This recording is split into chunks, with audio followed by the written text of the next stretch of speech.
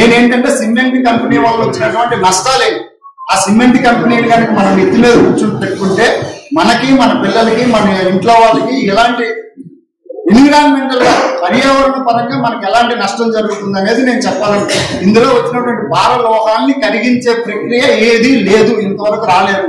దానివల్ల ముఖ్యంగా సిలికోసిస్ అనే వ్యాధి వస్తుంది. ఆ సిలికోసిస్ లాంటి వ్యాధులకి there is no medicine.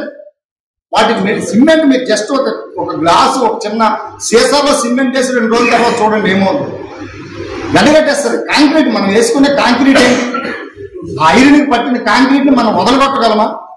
Acid వేస్తే గానీ ఐరన్ తాలూకు కాంక్రీట్ పోదు, ఐరన్కి పట్టిన కాంక్రీట్ పోదు. సో అలాంటి సిమెంట్ మన శరీరంలోకి వెళ్తే ఎట్లా పోతుంది? పోదు కదా. అందులో ఉండేవన్నీ కూడా విషయానికి సంబంధించిన అన్ని విషయాలు,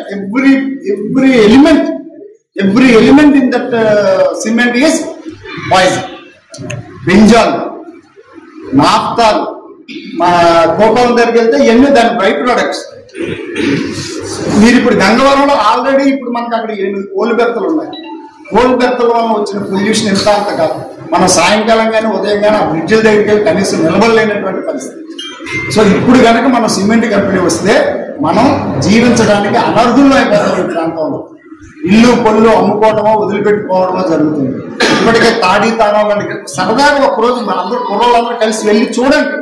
ఆల్రెడీ ఇప్పుడు సిమెంట్ కంపెనీలో లేకపోతే థర్మల్ పవర్ ప్లాంట్ లో ఆ ఫ్లై యాష్ తీసుకుని వస్తాడు ఇక్కడికి. థర్మల్ పవర్ ప్లాంట్ తో ఫ్లై యాష్ నే ఇక్కడ రీసైకిల్ చేసి సిమెంట్ తయారు చేస్తాం. ఆల్రెడీ హిందూజా ఎన్టీపీసీ వీటి తాలూకా ఫ్లై యాష్ తీసుకుని వచ్చి ఇక్కడ ప్రాసెస్ చేస్తారు. Already fly ash poison. మీకు ఒక 6-7 సంవత్సరాల క్రితం మన అప్పికొండ ఏరియాలో వాటర్ పాండ్, చిన్న గుంపులో వాటర్ తాగి పశువులు చనిపోయాయి. మన హెచ్పిసిఎల్ తాలూకా సముద్రం, అక్కడ ఉండే సముద్రంలో చేపలు చచ్చిపోయి పైకి తేలి. సో ఇవన్నీ దేని వల్ల జరుగుతుంది? పొల్యూషన్. ఇప్పుడు రేపు మీకు గంగవరం పోర్టు తాలూకా పొల్యూషన్ అంటే ఎక్కడ వదులుతారు? ఆ నీటిలోంచి వచ్చిన చేపలనే కదా మనం తింటాం. ఆ నీరు మళ్ళీ తిరిగి గ్రౌండ్కి వెళ్తుంది కదా. మన గ్రౌండ్ వాటర్ అంతా కంటామినేటెడ్. ఇప్పటికే మనం వాటర్ కొనుక్కొని తాగుతున్నాం. మన కుళాయి నీళ్ళు ఎంతమంది తాగలుగుతున్నాం, లేకపోతే ఫిల్టర్లు బిగించుకుంటున్నాం. సో ఈ పరిస్థితుల్లోకి మనం అందరం కూడా మెట్టబడతాము. మన జీవించే హక్కు మొత్తం మనం కోల్పోతాము. ప్రజలు జీవించే హక్కు కోల్పోతాము. అందుకనే నేను పదే చెప్తున్నాను, ప్రజాభిప్రాయ సేకరణ వద్దు అనేదే ఇక్కడ ప్రజల అభిప్రాయం. ప్రజాభిప్రాయ సేకరణ వద్దే వద్దు, అదే ఇక్కడ మా ప్రజల ఆ స్టాండ్ మీదే ఉండండి.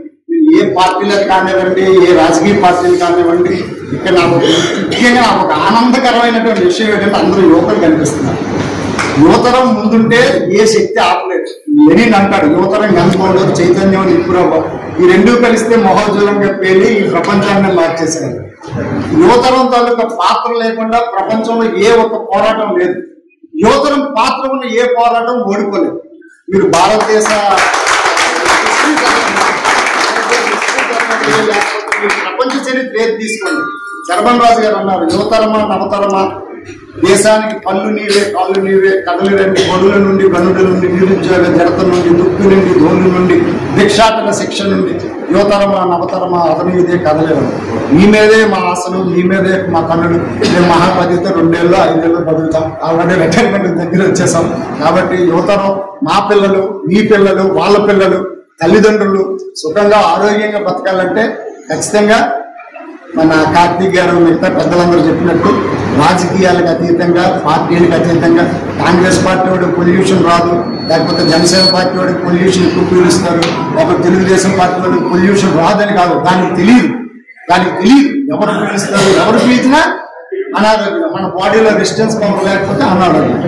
కాబట్టి ఇప్పటికే మనం గంగవరం పోర్ట్ పొల్యూషన్ వల్ల దగ్గులు, జలుబులు, శ్వాసకోశ వ్యాధులు.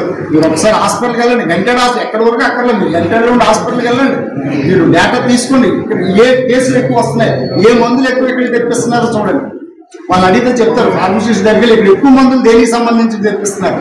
అన్ని యాంటీ అలర్జీ, యాంటీ దురదలు, వీటికి సంబంధించి ఇవన్నీ దేని వల్ల వస్తున్నాయి? పొల్యూషన్ వల్ల వస్తున్నాయి. మరి సిమెంట్ ఫ్యాక్టరీ కావాలా వద్దనేది సిమెంట్ గొడవ దగ్గరికి వెళ్ళి మీరు ఒక 10 నిమిషాలు నిల్చొని నిర్ణయం తీసుకోండి సార్. మీరు అంతకంటే నేను చెప్పాల్సిందే లేదు.